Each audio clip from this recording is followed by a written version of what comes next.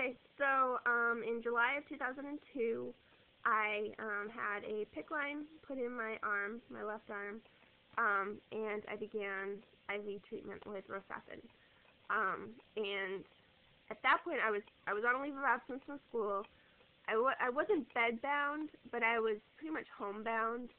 I basically spent my time in my room. Didn't really have energy to do much else. Was having a lot of cognitive symptoms and just not doing well in general. And the Rocephin within the first month made such a profound difference. It was really amazing.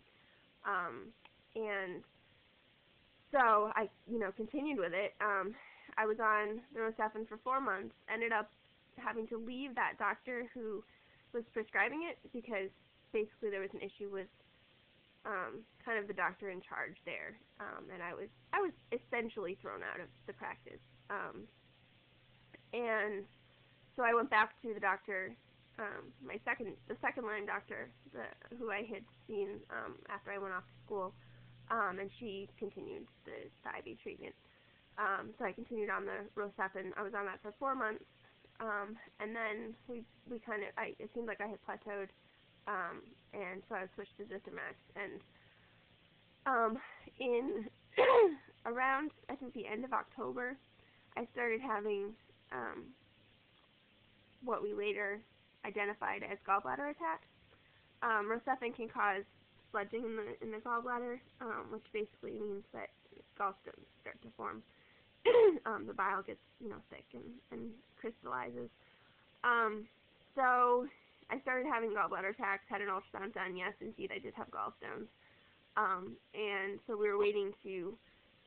was waiting for an appointment with a surgeon that we had made, and in the meantime, I think it was literally like the day before I had the appointment with the surgeon to figure out what to do about the gallbladder. I got a gallbladder attack that lasted for some insane amount of time. It was like 14 hours or something before I went to the emergency room, and I was throwing up and just in so much pain. So we ended up in the emergency room, and I was admitted, actually, not to the emergency room, not the hospital we went to, but to a different one in the hospital system, because they were more equipped for the possible tests that I might have to have. So I had my gallbladder removed, laparoscopic surgery. I was in the hospital for, I think, 4 days. Mostly before the surgery. I was only in the hospital one night after the surgery. And then was released and went home and was okay after that. So at that point I was on IV Zithromax. So I did that for 2 months, and then in December my insurance company said that they wouldn't pay anymore. So I had to stop and had the PICC line pulled, and in some ways it was really nice. It was really good to kind of have an end to that treatment. But I also knew that I wasn't totally better. So basically we decided to take a little holiday from antibiotics and see how I would do. So we did that. And I actually had some pretty good months. I think after I stopped the Zithromax IVs, I probably had 4 or 5 good months. Where I was pretty much off of antibiotics and doing pretty well, and then I started getting worse again. So I started back on orals, and I was on a couple of different orals, and just not really getting better again. That seems to kind of be the pattern for me, that basically orals, except for the very beginning, orals really haven't made a huge difference for me. So this is 2003, the spring of 2003, and so then I ended up going back to the doctor in New York, and he tried me on different things, and he kind of didn't really know what to do after a while. So I found a doctor closer to me, near Boston, who I felt would be a good fit for me. He's a holistic doctor, but also treats with traditional medications and antibiotics and everything. So I made an appointment with her. I think this was like around December 2003 that I made the appointment. I couldn't get an appointment until May, of 2004, so I had a ways to wait. So in the meantime, I was trying out some other doctors and had a bad experience with one, which I won't talk about here. I might talk about later. And then saw another one who was okay, but not as aggressive as I needed. And then eventually in May, I had the appointment with the doctor near Boston, who I felt really comfortable with. She was kind of the first doctor that I saw that I didn't feel like I had to come up with what I wanted in the appointment ahead of time. I could just kind of go and have the appointment and talk to her, and I trusted her to do what needed to be done, and that we would kind of agree on what needed to be done. So she was a really good fit for me. She treated me with a bunch of stuff, bunch of oral stuff. Like, I don't even remember how many medications I was on at that time, and herbs and everything. So the treatment started out, I was being treated for babesiosis, I was being treated for Bartonella, I was being treated for Lyme, and so it was just so much stuff. So from May until July, I was on just like all this oral stuff, and then in July, we decided that IVs would really be a good idea for me to try again, since, you know, orals didn't really help me all that much. So in July of 2004, July 14th, I remember the date, I had a portacast placed in my chest to start IV treatment.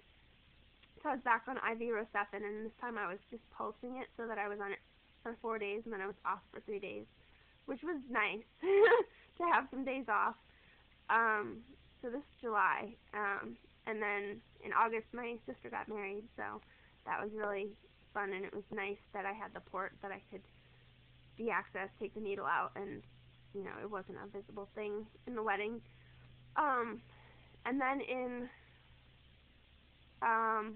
September, after 2 months of the Rocephin, I started having abdominal pain again. So we thought that it could be sludging in my bile duct, since I don't have a gallbladder anymore. So basically the same problem, but just not in the gallbladder. So I had to stop the Rocephin, and basically at that point my doctor said, I don't really know what else to do for you, so I think you should consult with someone else. So, which I was okay with. So I started seeing a new doctor in New York, in upstate New York, who a good friend of mine who also has Lyme, who I met because we also have Lyme, was seeing. And so I kind of felt like that was a good choice. And he did so much testing on me when I first started seeing him. I was diagnosed with Hashimoto's thyroiditis. I was diagnosed with reactive hypoglycemia. In February of 2005, I had a tilt table test done, and I was diagnosed with neurocardiogenic syncope, which is basically where my autonomic nervous system is completely out of whack. It's a form of dysautonomia, and so my blood pressure drops really low if I stand up for too long, and I can pass out. So I had these new diagnoses and still the old ones, and so I was treated with various things, and eventually was back on IVs. After the diagnosis of the neurocardiogenic syncope, or NCS, I was started on IV hydration, which helped a lot. I was tried on a couple of medications first that didn't work, and then I was put on the hydration, and that made a huge difference.